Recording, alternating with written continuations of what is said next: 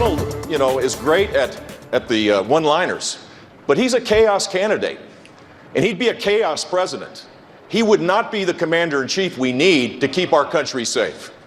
Jeb Bush sharply criticizing Donald Trump during last night's Republican debate. You heard him call the Donald a chaos candidate. So, will Jeb's jabs garner support from GOP voters? For more, let's call on our political panel. From Newsmax Washington, we welcome noted Republican strategist Ford O'Connell, and via Skype from Tampa, Florida, Democratic media strategist and the Vice President of KateCom Public Relations, Franco Ripple. Gentlemen, thanks for your time. And Ford, since you, like me, are a registered Republican, was it a smart move for Jeb to go after Mr. Trump? Well, he has no choice. He's trying to pull a rabbit out of a hat. He's been dead man walking for quite some time, and when all else fails, go after the one thing that's going to get you news. Look, I thought he was very strong and he's very confident, but I think he's wrong about one thing. Trump may not be able to insult his way to the presidency, but he may be able to do it on his way to the Republican nomination. So, Franco, you've seen Jeb, at least through a couple of terms, as governor of Florida. I think there could be bipartisan agreement that the Jebster is frustrated with his situation in this presidential campaign. Well, and he's not the only one. The cult of Jeb, as it's called here in Florida, which are folks who either worked in his gubernatorial administration or have been in the Jeb Bush orbit, really don't know what to do about this situation. They clearly see him as the most qualified person to be president on the Republican side, and they're probably right about that. But that clearly, in a Republican primary electorate that has lost their minds collectively, that doesn't carry very much weight. And I thought the most interesting part of Jeb's and Trump's exchanges last night came with, again, Trump's creepy obsession with his poll numbers. His response to Jeb on something I think substantive was, yeah, well, I'm at 42% and you're at 3%. So it's like... Franco, you make a good point, and that's the whole deal here. If Jeb were a little bit higher in the polls when he did this, I think it would come off a lot better. But he's so far down right now, even on what we'll call the proverbial establishment side, that I'm not sure it's going to make a difference for him no matter what, even if he is able to find his groove, so to speak. Well, let me ask you this. Ford, since you're there in Washington, the epicenter of the GOP establishment. If Trump does become the GOP nominee, do you think Jeb and the rest of the establishment will support him?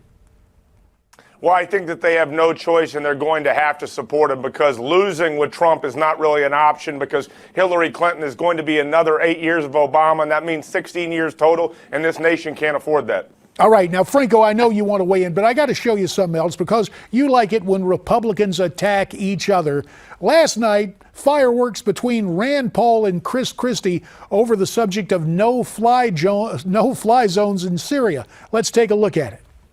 We would shoot down the planes of Russian pilots if, in fact, they were stupid enough to think that this president was the same feckless weakling that the president we have in the Oval Office is right now.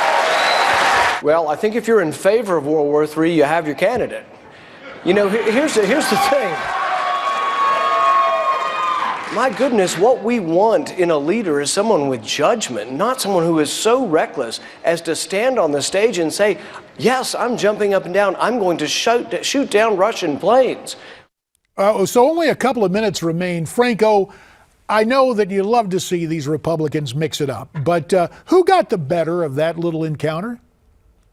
Well, I would say neither of them, and certainly not the American people, trudging through this debate, because, on one side, you've got this very naive isolationist in Rand Paul, who has sought to roll back some important security measures that keep Americans safe. And then on the other side, you've got Dr. Strangelove ready to drop the bomb and blow the Ruskies out of the sky. I mean, Franco, there's here's the problem. Hillary Clinton's in favor of no-fly zones, and the pendulum has swung from civil liberties to national security. There is no question about it. Chris Christie got the better of that because he has a more muscular foreign policy. And you want to know what Americans want from their next president, something Democrats aren't giving right now with Obama in the White House, and that's the ability to feel safe.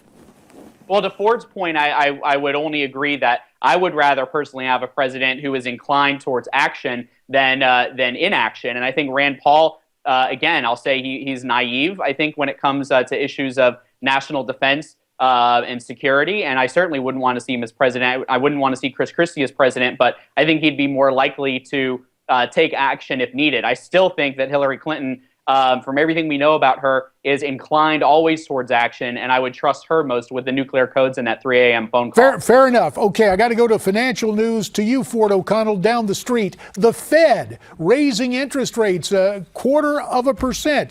Is this long overdue? 15 seconds. Yes, absolutely. The Fed has been propping up the faulty Obama economy with free credit for far too long. And if they hadn't done this, we would have had a recession. And with a recession, a Republican would have walked right in the White House. Pure politics by the Fed.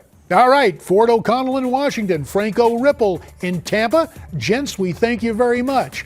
Up next, Doug Weed about a certain something that influenced Donald Trump. Find out about it next.